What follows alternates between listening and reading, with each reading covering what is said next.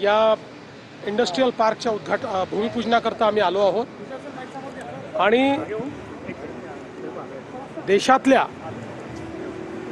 एका अत्याधुनिक अशा प्रकारच्या प्लग अँड प्ले फॅसिलिटीचं हे भूमिपूजन या ठिकाणी झालेलं आहे। विशेषतः ॲडव्हान्स मॅन्युफॅक्चरिंगच्या क्षेत्रामध्ये एक मोठी भूमिका या फॅसिलिटीची असेल। एक्सएसआयओने नागपूरमध्ये नेक्स्ट जेन लॉजिस्टिक पार्क्स आणि इंडस्ट्रियल पार्क तयार केल्यामुळे निश्चितच ग्लोबल सप्लाय चेनमध्ये भारताची जी भूमिका आहे त्याच्यामध्ये एक ॲडिशन म्हणून याच्याकडे आपल्याला पाहता येईल। आणि त्यासोबत एक नागपूरला जे लॉजिस्टिकल जिओग्राफिकल ॲडव्हान्टेज आहे त्या ॲडव्हान्टेजचा फायदा देखील अशा प्रकारच्या फॅसिलिटीच्या माध्यमातून या ठिकाणी घेता येईल। आणि म्हणून एक्सएसआयओचे आशिष अग्रवाल यांचं मी मनापासून अभिनंदन करतो। असं आहे की माझी माध्यमांना विनंती आहे की नागरिकांमध्ये विनाकारण भीतीचं वातावरण तयार करू नये। जे काही परिस्थिती आहे ती केंद्र सरकार हाताळते आहे, ती केंद्र सरकार सांगते आहे। विनाकारण वेगवेगळ्या बातम्या दाखवून हे घडणार ते घडणार ते घडणार असं सांगून नागरिकांच्या मनामध्ये भीती आणि संभ्रम तयार करणं हे देशाच्या आणि समाजाच्या हितात नाही।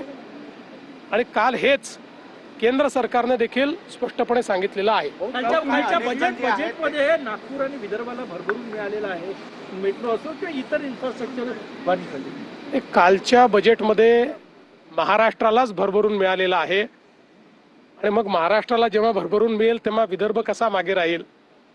त्यामुळे विदर्भाला आणि महाराष्ट्राला आणि मला असं वाटतं की अनेक गोष्टी असतील पण विदर्भाकरता सगळ्यात मोठा गेम चेंजरचा प्रकल्प हा वैनगंगा नळगंगा इरिगेशन प्रोजेक्ट जो आतापर्यंतच्या आपल्या इतिहासातला सगळ्यात मोठा नदीजोड प्रकल्प आहे त्याला आपण प्रशासकीय मान्यता देऊन काल बजेटमध्ये त्याची घोषणा केलेली आहे।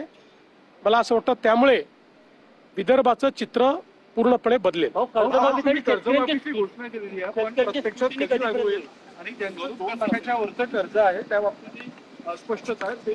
असं आहे की आता मी घोषणा केलेली आहे त्यामुळे त्याबद्दल कोणाचे मनात संभ्रम नाही। काही लोक वेगवेगळ्या गोष्टी पसरवण्याचा प्रयत्न करतात। कोणी म्हणतं राष्ट्रीयकृत बँकेची होणार नाही, कोणी म्हणतं जिल्हा बँकेची होणार नाही, कोणी म्हणतं या सोसायटीची होणार नाही, कोणी म्हणतं त्याची होणार नाही।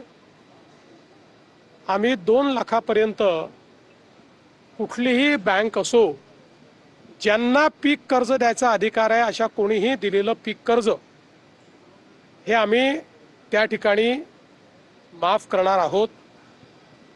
केवळ आमचा प्रयत्न हा आहे माफी शेतकऱ्याला द्यायची आहे, बँकेला नाही।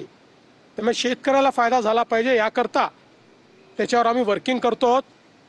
आम्ही यापूर्वीच सांगितलेलं आहे की 30 जूनच्या आधी आपण कर्जमाफी करणार आहोत।